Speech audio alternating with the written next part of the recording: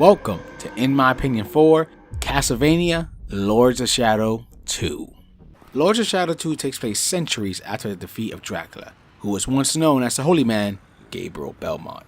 After awakening in a fragile state in modern times, he learns from his foe/ally Zobek that his castle has basically been turned into a city, and that Mino Satan is said to be brought back to the world by his children who have been working behind the scenes for a long while now. It's up to Dracula to regain his strength to take them down before Satan arrives, and get his most desired wish that Zobek holds in his hand: eternal rest. I will deliver the fatal blow to your heart myself. The story for the most part is well done. Dracula is a likable lead, and we get to see him waver between the revenge-seeking and God-hating Dracula to tap into his former, kinder self.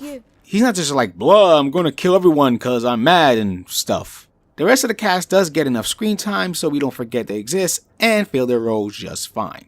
Also, if you're wondering if you could jump in this one without playing the first, I'll say yes and no. Yes, because the game does give you a pretty good catch-up cutscene letting you know some of the bits of the first game.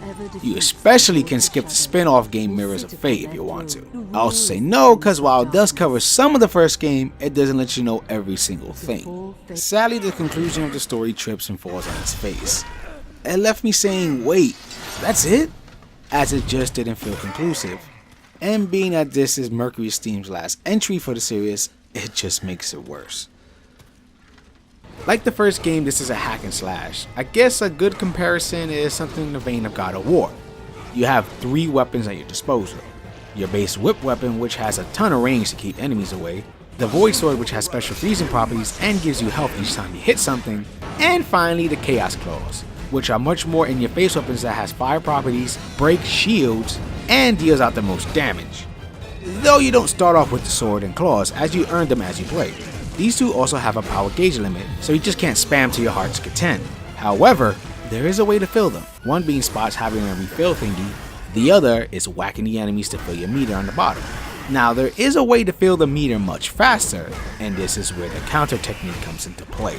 Since not only does it save your ass, it, as I mentioned, fills up your meter much faster. All you have to do is time your block and bing! Your enemy will be slow-mo stunned, allowing you to unleash your attacks on them. Though be aware, it doesn't stun all surrounding enemies, just that one. So you can still get smacked up in the head. When it's finally full, little balls come out the enemies so you can absorb recharging your weapons. Though once you hit, or if you change your weapon, down the meter goes.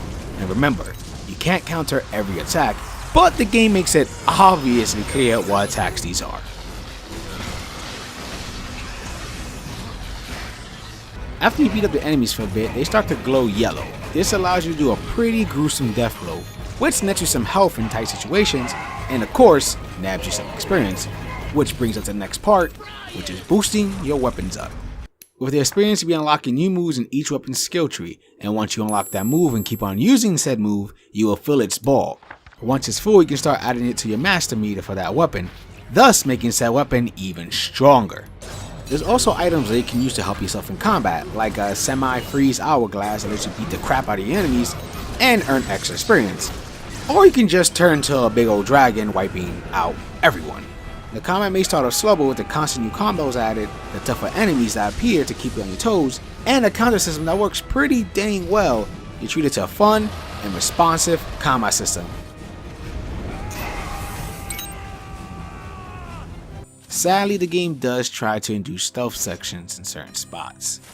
I say sadly because my god does it fail. It brings the pacing to a screeching halt and is just overall not fun at all. Thankfully, these do not pop up that much, but when it does, prepare to be bored and annoyed. I really don't know why it's even here. You may have noticed that this time around the game is a bit more open with its environments. Yep, it ditches its more linear routes from the first part for more exploration. So kinda in the vein of the Metroidvania games, and just like those, you can't explore off the bat. No pun intended. You will need to collect weapons and some powers to return to some areas. You'll also be teleporting between modern times and the past. A lot. What's kind of annoying about this is that each time you do it, you gotta watch a scene with a wolf, then slowly walk through the portal. Thankfully, once you're there, it's pretty seamless for the most part. There's even a map room where you can warp around the world you're currently in. There is some platforming as you will be climbing and jumping around, and it's pretty standard stuff, but it works just fine. There's also some puzzles in the game which are pretty simplistic. Some of the goodies you can find hidden around the areas are shards that upgrade your health and magic meter for your weapons.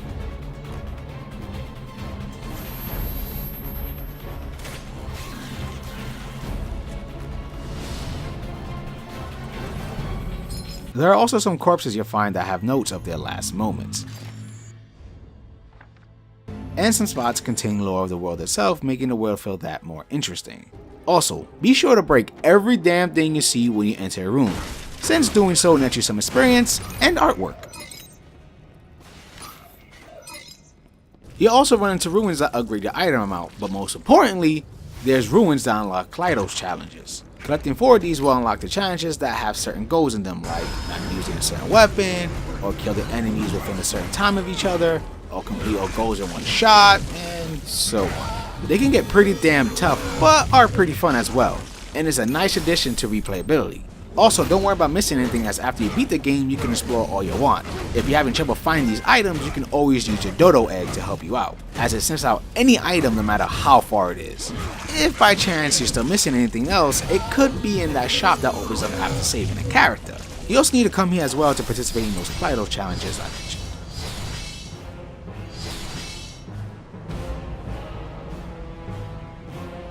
Impressive, my lord! This is one freaking pretty game. The areas look massive and are just brimming with detail. I will admit the past areas are a bit more pleasing to the eyes, but that doesn't mean all the modern time stuff is drab. The character models and designs look great. This even goes for the boss battles, which are a joy to look at and play. There's also some well done voice acting here. No one sounds bored or out of tone. It all just fits. You both are! But I'm unable to see it. My dear Zober, if only you could see what I see. I see you hang She's too far while my gone. brother's skin She'll dweller. kill herself It'll before we be get anything slow. out of her. Very We're also treated to some really good artwork in the character lore pages. On the negative side, you do notice some jaggies on those character models, and there is some frame rate drops.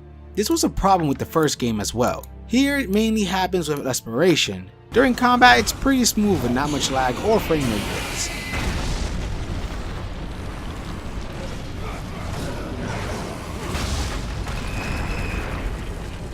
The loading can become an annoyance as well in certain spots, mainly during the world transitions that I've mentioned. It just makes you dread switching time zones.